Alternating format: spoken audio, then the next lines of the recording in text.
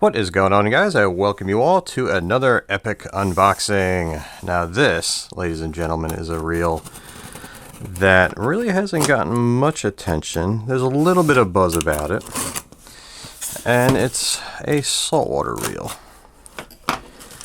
And I'm familiar with the company that makes this. Ooh, a sticker. Look at that. In terms of what rods they offer. But this is the first time I'm actually going to be handling one of their reels. And what I found interesting is, to me, how closely it resembles the old 704, 706, and 710Z series from yesteryear. And, alright, so this box was already opened. I'm not sure if the guys at J&H want to make sure it was in good shape before it went out.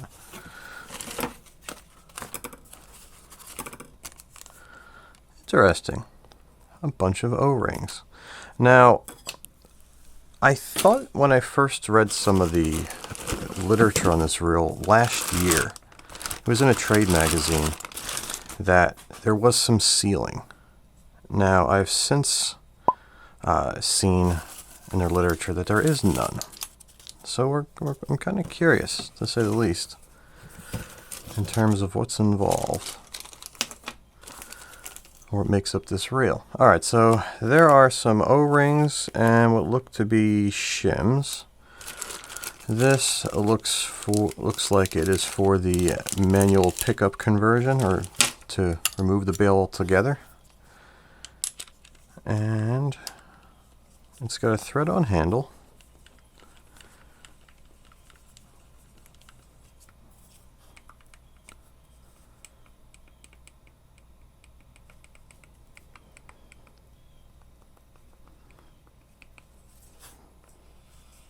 Wow, that actually feels pretty nice.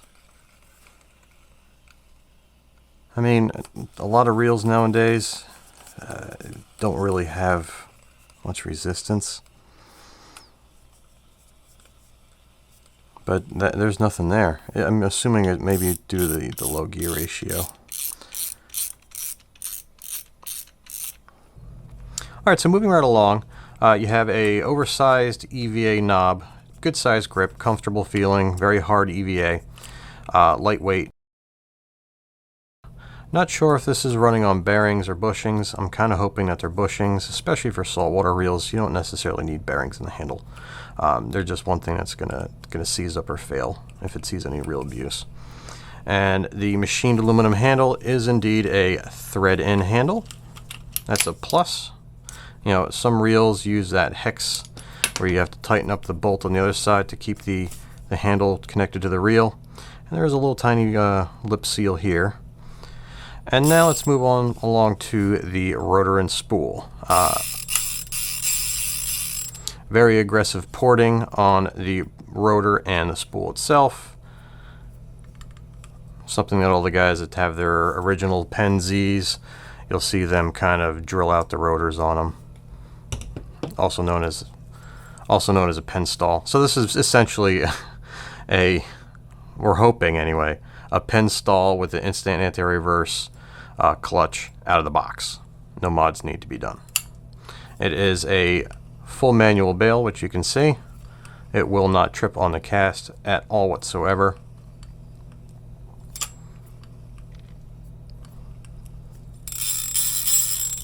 And let's see what's under the spool. They say it's a sealed spool, or waterproof drag, I should say.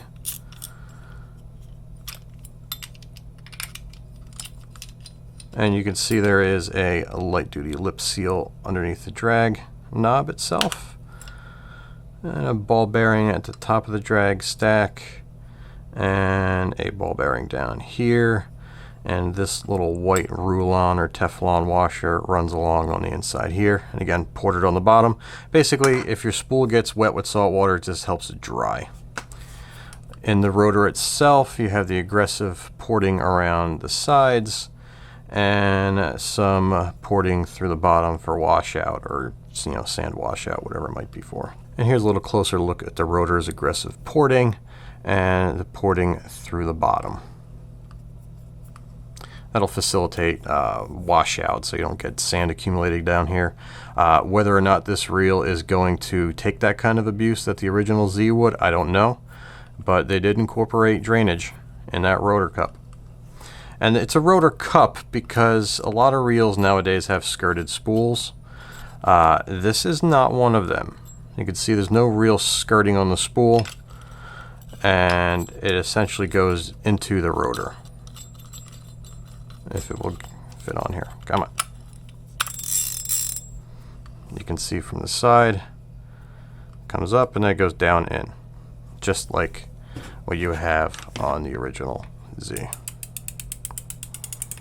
lot of guys were really looking forward to this reel being the second coming of the 706 or 704Z.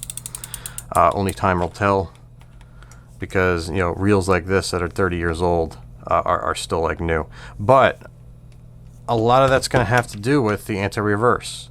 If the anti-reverse is in a location that's going to collect salt water or whatnot, that right there is going to be a pain point. Now, from the angle I'm looking at here, I don't know if you can see it on camera. See that little slit right here? I can actually see some metallic guts through that slit. Now, I don't know if it's going to show with the lighting or on camera. Yeah, right there. You can see right in there. I don't know what that is. That might be the anti-reverse clutch, like the outer casing of it. We're going to tear this down. We're going to find out what it is.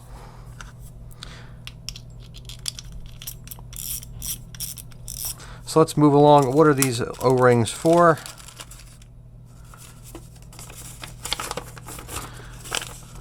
This printout that was supplied in the box says the O-rings are supposed to go over this in order to keep or slow the rotor down or slow the handle down. I can see that kind of being a cool little feature if you're fishing needles or Danny plugs where you're fishing suicide slow. I have difficulty doing it. I know guys do. When you have, you always hear, if you think you're going too slow, go slower, on the retrieve. And this will actually help with that. I hope. We're going to find out. So we're going to screw the handle back on. And, whoa, that's tight.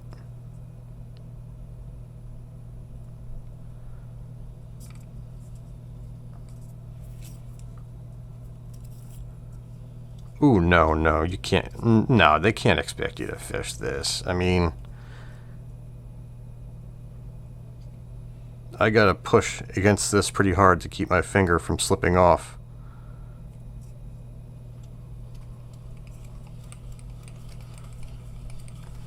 I mean, I guess it'll wear in if you add a little bit of grease.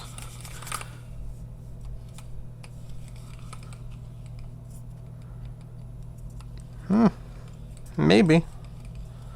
I mean, a lot of reels I'll pack with grease. That way any water gets in, it can't get past that huge barrier of grease. Basically, essentially flooding the entire gear case with a heavy-duty marine grease. That's what everybody uses on the Penns. One of the things that makes this reel so special is that you can basically take this gearbox here, flood it with grease, the entire gearbox. Just full, take your grease gun and just load it up. Smash this side plate back on, tighten those screws down and have the grease squirt out the sides, and the gearbox is essentially fully waterproof now. It is full with marine grease. Salt water has no place to go, and there's so much grease the salt water will never touch any of the internals. That's why people love this reel. It stiffens it up a bit, but I can definitely tell you, yeah, see, now that I'm no longer really turning the handle, and it kind of, that O-ring kind of cooled down, it takes a little bit to get it to get it looser again. But still, this is pretty tight. I mean, you're only going to be doing this if you're really looking to slow your retrieve down. I mean, you could see that there's really, there's no free spinning at all anymore with that O-ring installed. So hey, to each his own. They even say if you want it to be a free spinner, just leave the O-rings in the box. So I guess that's kind of cool. And additionally, I kind of think they're dancing around the whole waterproofing thing. Like, this will keep water from this point out, and because what you're doing is you're creating a seal down in here. So that's sealing this bottom part. And then you have this little lip seal right here that goes up against here.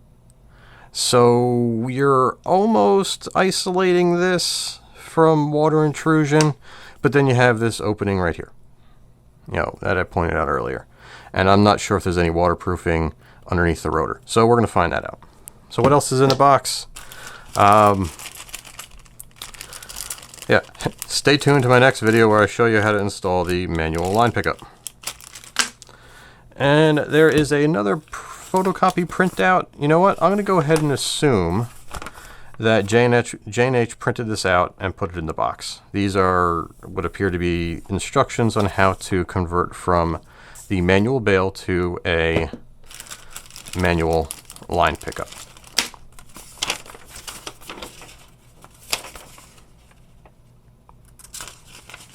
And I know Josh from J&H is on YouTube more than I am. So Josh, if you see this, which you probably will, leave in the comment section down below if you guys put this in the box. Honestly, you should have said, hey, this is so-and-so from J&H, thanks for the purchase, blah, blah, blah, blah, blah. Would have been a great opportunity for you guys, because it really shows that you're going the extra mile. Because I don't think this is from Star. I could be wrong. But Josh, if you're out there, let me know what you think. Am I right or wrong? And the schematic. My favorite bathroom reading material. All right. So I'm looking at some of the side plate goodness here and through here. I'm assuming if you want to convert this from left to right, you would have to use some sort of maybe spanner or some kind of tool, maybe going from the back side, and reverse this. I don't know if they are threaded or how they're attached on there just from looking at it. I'll find out and let you guys know what I find once I get this puppy open. Because I'm assuming, since I didn't see any left or right hand denotation between the two, that this is an ambidextrous reel, not like your Van Stalls or stuff like that. So we'll see.